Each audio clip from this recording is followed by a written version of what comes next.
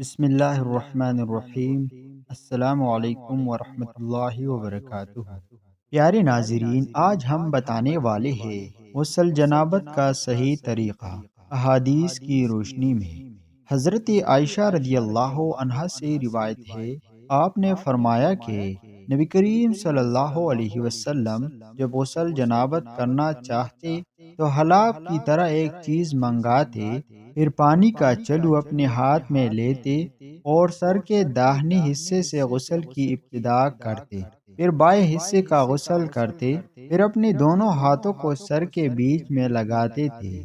صحیح بخاری حدیث نمبر 258۔ حضرت میمونہ رضی اللہ عنہا سے روایت ہے کہ نبی کریم صلی اللہ علیہ وسلم نے غسل جنابت کیا تو پہلے اپنی شرمگاہ کو اپنے ہاتھ سے دھویا، پھر ہاتھ کو دیوار پر رگڑ کر دھویا، پھر نماز کی طرح وضو کیا، اور جب آپ صلی اللہ علیہ وسلم اپنے غسل سے فارغ ہو گئے تو دونوں پاؤں دھوئے۔ صحیح بخاری حدیث نمبر 260۔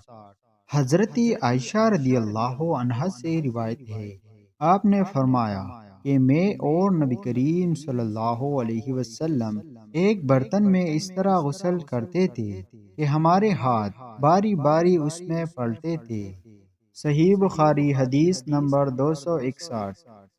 حضرت عائشہ رضی اللہ عنہا سے روایت ہے، آپ نے فرمایا کہ جب رسول اللہ صلی اللہ علیہ وسلم غسل جنابت فرماتے تو پہلے اپنا ہاتھ دھوتے۔ صحیح بخاری حدیث نمبر 262۔